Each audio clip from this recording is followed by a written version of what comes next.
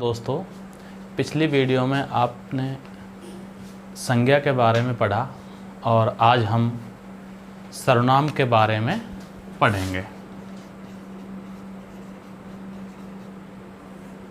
जैसा कि नाम से ही ज्ञात होता है कि सर्वनाम का शाब्दिक अर्थ क्या होता है। शाब्दिक अर्थ, शाब्दिक जैसा कि नाम से ज्ञात होता है सर्वनाम यानी कि सर्व यानी सभी का नाम, यानी कि सभी का नाम, अर्थात वे शब्द जो संज्ञा के स्थान पर काम आए उन्हें हम सर्वनाम कहते हैं। परिभाषा क्या है सर्वनाम की? कि वे शब्द जो संज्ञा के स्थान पर काम आए।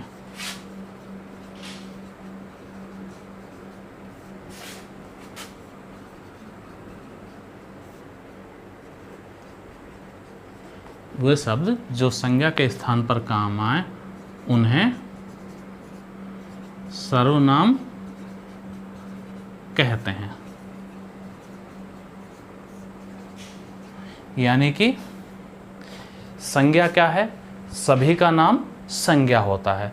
संज्ञा चाहे जो भी इस संसार में जिसका नाम रख दिया गया है वो सभी संज्ञाएं हैं, जिसको संज्ञा दी जाती। कहते नहीं है कि इसको इस चीज़ की संज्ञा दे दी, तो जिसका भी नाम रख दिया गया है वो संज्ञा होती है।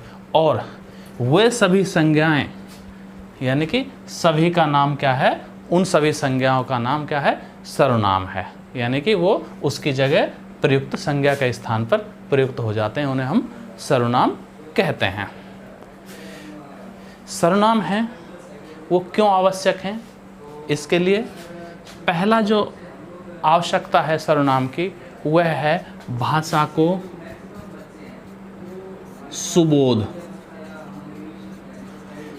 व सौंदर्य प्रदान करता है। भाषा को क्या बताता है? सुबोध बनाता है और भाषा को सौंदर्य पूर्वक बनाता है।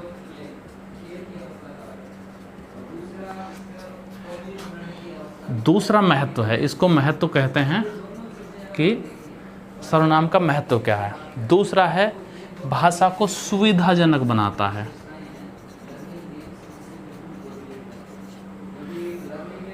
जैसे भाषा को सुबोध का मतलब है, जैसे हम कहते हैं कि राम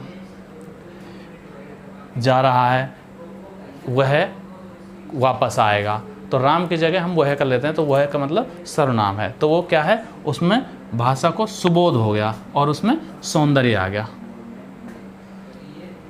इसी के साथ जैसे हम सुविधाजनक बन जाती है भाषा। उसके बाद जो तीसरा है वो क्या है? पुनरावृत्ति से बचा जाता है।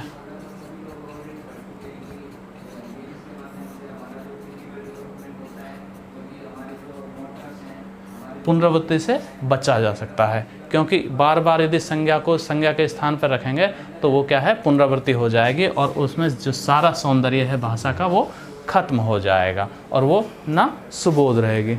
इसके बाद क्या है? वाक्य छोटे हो जाएंगे। वाक्य छोटे हो जाएंगे। आपने देखा होगा जैसे ज़्यादा लंबे वाक्य होते हैं तो उनको बोलने में परेशानी होती है। इसलिए यदि हम बड़े वाक्य बोलेंगे तो उसके जगह हम सर्वनाम को काम लेकर के उसको वाक्य छोटा बन जाएगा। तो इसलिए क्या है? इसकी आवश्यकता है, इसका ये महत्व है, सर्वनाम की आवश्यकता है। अब हम देखते हैं कि सर्वनाम के कितने भेद होते हैं।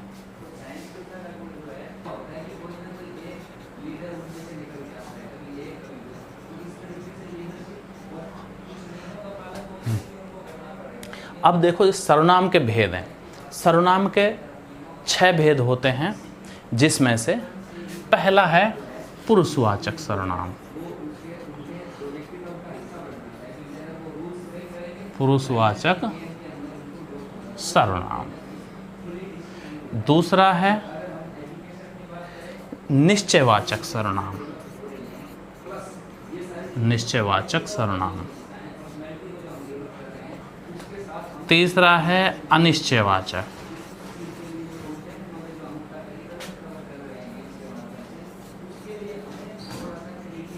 अनिश्चयवाचक सर्वनाम। इसके बाद चौथा है प्रश्नवाचक सर्वनाम।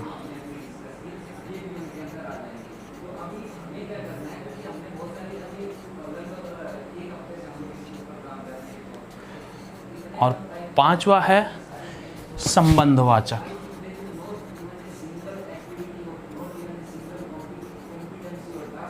वाचक सर्वनाम। और छठा है निजवाचक सर्वनाम।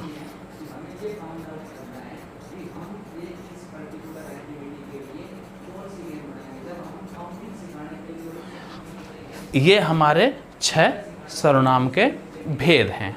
अब हम इनको एक एक करके देखते हैं, इनमें एक एक में क्या है। सर्वनाम के भेद के अंदर पहला जो भेद है वो है पुरुषवाचक सर्वनाम। वक्ता, श्रोता या किसी अन्य, जब वक्ता, श्रोता या अन्य, जब बात वक्ता, श्रोता या अन्य के लिए किए जाने वाले कथन का प्रयोग होता है, जब वह पुरुषवाचक सर्वनाम कहलाता है। जैसे इसके अंदर 3 पुरुष आते हैं हिंदी के अंदर। पहला है प्रथम, प्रथम पुरुष। इसको हम उत्तम पुरुष भी कहते हैं। उत्तम पुरुष में क्या होता है? वक्ता होता है। दूसरा है द्वितीय पुरुष, जिसे हम मध्यम पुरुष कहते हैं। और तीसरा है तृतीय पुरुष या अन्य पुरुष। इसका मतलब है जहाँ वक्ता के लिए बात आती है, वक्ता स्वयं के लिए कहता है, वो प्रथम पुरुष। जहाँ वक्ता श्रोता के लिए कहा जाता है कि जो सुनने वाला है, ये सुनने वाला, सुनने वाला के लिए कथन कहा जाए, वहाँ द्वितीय पुरुष। और अन्य तीसरे व्यक्ति यानी कि अन्य के लिए कहा जाए, जो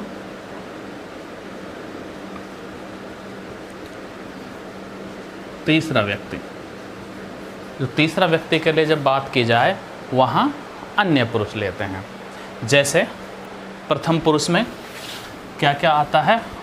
वक्ता, मैं, मेरा, मुझे, मुझसे, मैंने,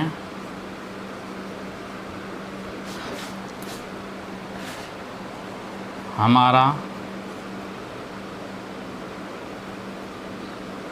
हमने आदि। जब ये शब्द आ जाएं तो वहाँ समझ लीजिए कौन सा सर्वनाम है? पुरुषवाचक सर्वनाम। पुरुषवाचक सर्वनाम में भी कौन सा है? प्रथम पुरुष। यानी कि मैं जा रहा हूँ, ये क्या है? प्रथम पुरुष। जैसे मुझे पढ़ाई करनी है, जैसे हमारी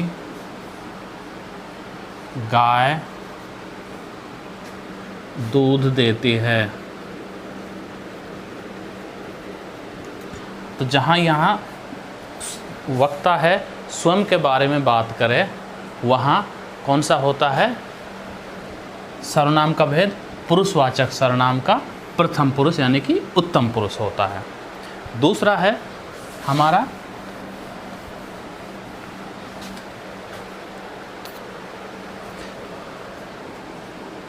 द्वितीय पुरुष,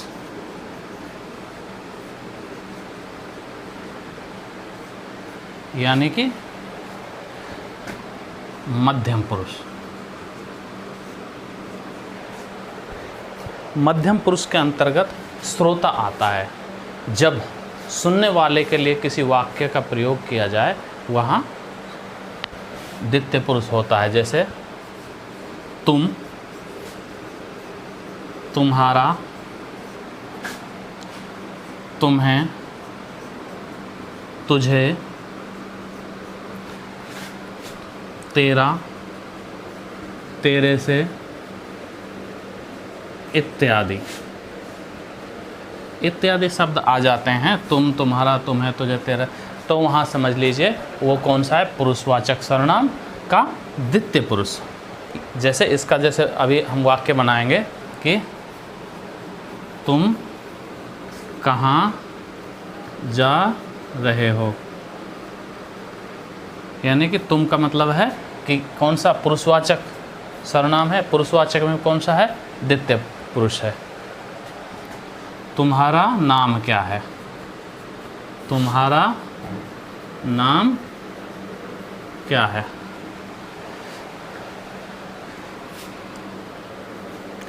तेरे से मुझे क्या लेना,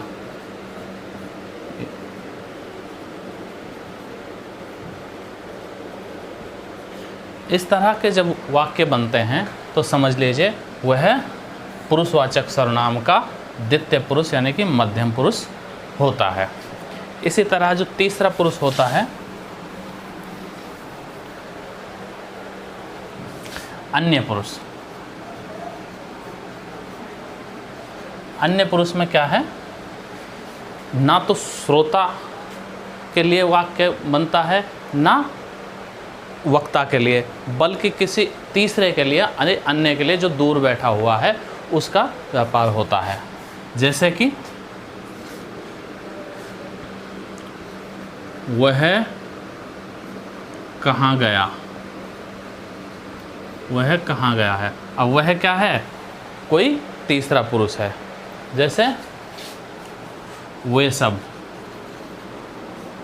वह, उन्हें, उनका, उन्होंने,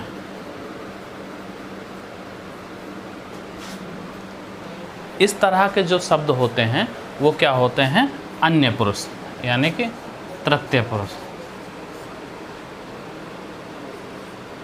तृतीय पुरुष का जो तीसरा पुरुष होता है वो अन्य पुरुष कहलाता है, जिसमें पुरुषवाचक सर्वनाम में तृतीय पुरुष होता है।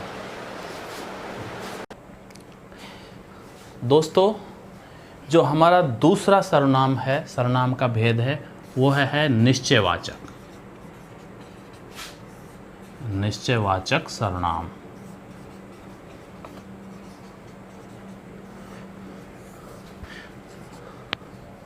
निश्चयवाचक सर्वनाम जिन सर्वनामों के द्वारा दूरवर्ती या समीपवर्ती व्यक्तियों, प्राणियों, वस्तुओं या निश्चित घटनाओं का व्यापार का बोध होता है, वहाँ निश्चयवाचक सर्वनाम होता है। जैसे ये रहे वो, जैसे ये वे। जैसे मैं वाक्य बता देता हूँ, ये रहे वो, ये रहे वो जिन्हें आप खोज रहे थे। यानी कि ये रहे वो जिन्हें आप खोज रहे थे, यानी कि कहने का अर्थ यह है कि ये निश्चय है। जैसे गीता का वो घर, गीता का घर वह है। जैसे वह है अध्यापिका।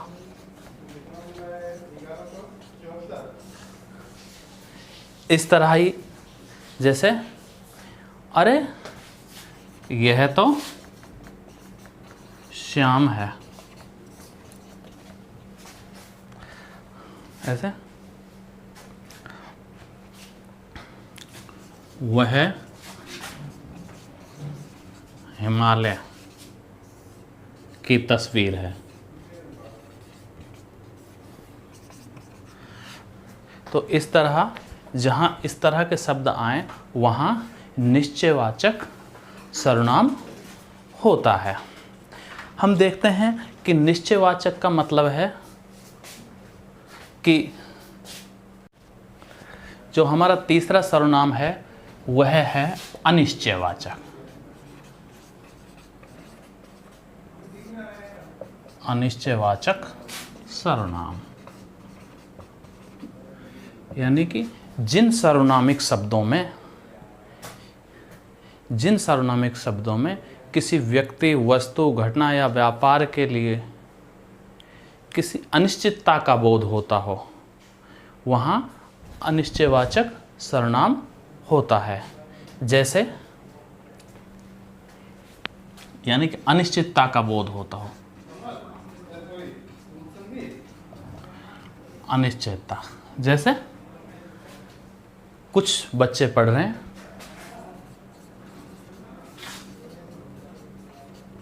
कुछ बच्चे पढ़ रहे हैं, कुछ खेल रहे हैं,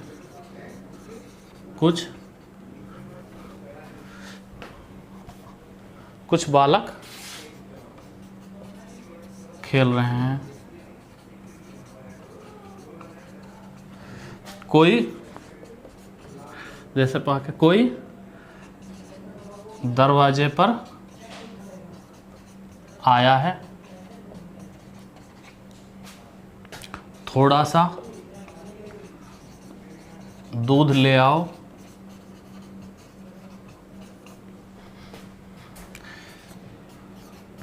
जरा सा नमक दे दो। तो जहां अनिश्चितता का भाव होता है, ये समस्त जो वाक्य हैं इनमें सभी में अनिश्चितता का भाव होता है। वहाँ जैसे कुछ, कोई, थोड़ा सा, जरा सा, इस तरह के जो शब्द होते हैं वो अनिश्चयवाचक सर्वनाम का बोध कराते हैं। अगला जो हमारा भेद है सर्वनाम का चौथा, वह है प्रश्नवाचक।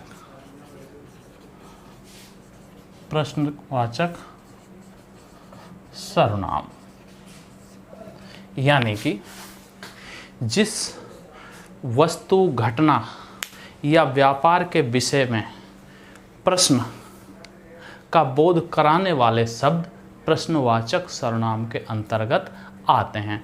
दोस्तों, आपको बता दूं मैं कि यहाँ मैं बार बार जैसे व्यापार का नाम ले रहा हूँ, तो व्यापार का मतलब शब्द व्यापार से है, वाद संवाद से है, बिजनेस से नहीं है। व्यापार का अर्थ होता है एक दूसरे से बातचीत करना, वाद करना, संवाद करना, लेकिन विवाद नहीं करना। तो प्रश्नवाचक वह सर्वनाम होता है जिसमें प्रश्न का बोध होता हो। जैसे इन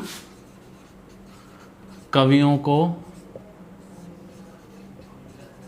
किसने आमंत्रित किया?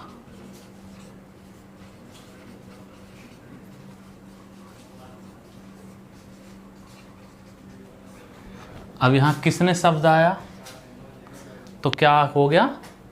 ये किसने क्या है? प्रश्नवाचक सर्वनाम। जैसे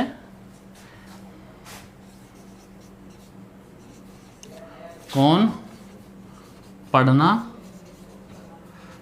चाहता है, ये क्या है? प्रश्नवाचक सर्वनाम। जैसे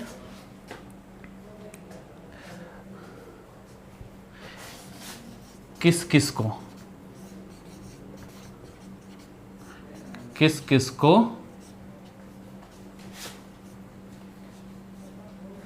राशन मिल गया। यहाँ किस किस क्या है? प्रश्नवाचक है। इसी तरह यह कौन पढ़ा रहा है।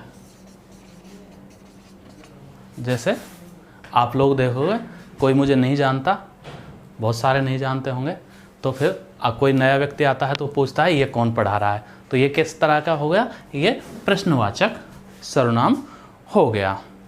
जैसे आप कुछ खाओगे क्या, तो ये क्या है, प्रश्नवाचक सर्वनाम होता है। तो इनका अर्थ है जहाँ शब्द आ जाएं, कौन, किस किस, कौन, क्या, तो इस तरह के जो शब्द आ जाएं वो क्या होता है, प्रश्नवाचक सर्वनाम के अंतर्गत आते हैं। अगला है हमारा 5वां भेद, संबंधवाचक। संबंधवाचक सर्वनाम यानी कि जिन सार्वनामिक शब्दों से दो वाक्यों में एक दूसरे का संबंध स्थापित होता हुआ नजर आता है, प्रकट होता है, वहाँ हम संबंधवाचक सर्वनाम होता है कहते हैं, संबंधवाचक सर्वनाम कहते हैं। जैसे जैसे, तैसे, यानी कि जैसा, जैसी करनी वैसी भरनी, जैसे को तैसा, जो करेगा सो भुगतेगा।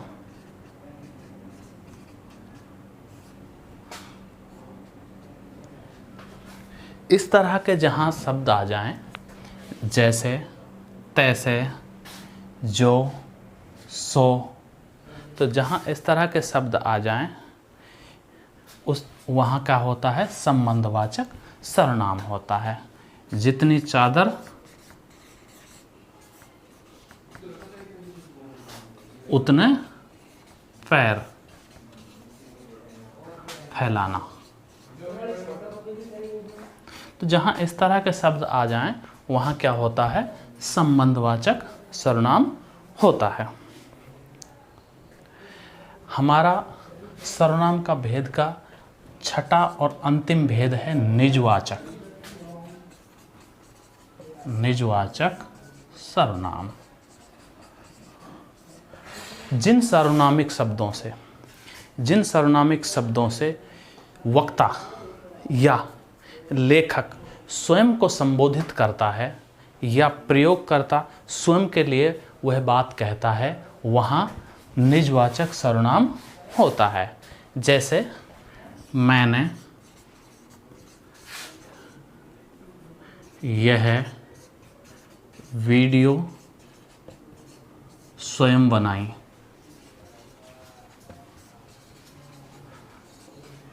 यानी कि यहाँ मैं बोल रहा हूँ और किसके लिए बोल रहा हूँ, स्वयं के लिए बोल रहा हूँ। मैंने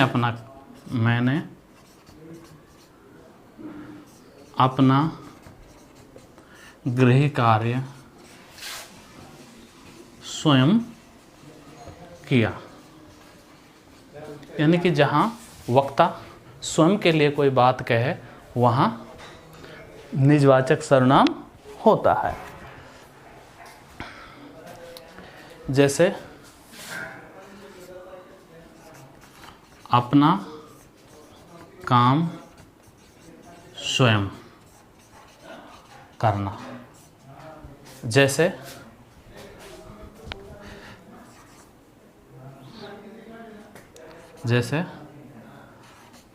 अपने हाथ का कार्य जगन्नाथ,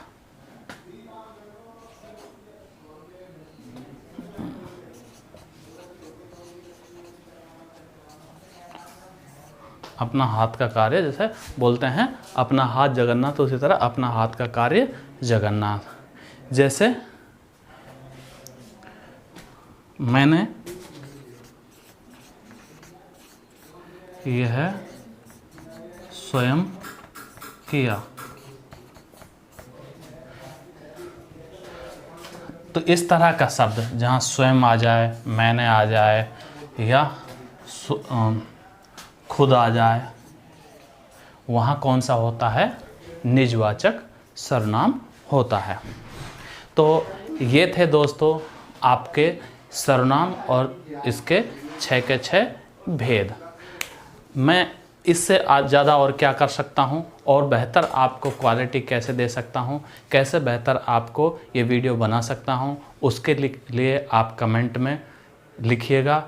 मैं बेहतर करने की कोशिश करूँगा, मुझे फीडबैक ज़रूर दीजिएगा। और इसको वीडियो को लाइक शेयर ज़रूर कीजिए। और यदि आपने मेरा चैनल सब्सक्राइब नहीं किया है तो मेरा चैनल है उसको सब्सक्राइब कर लीजिए। धन्यवाद।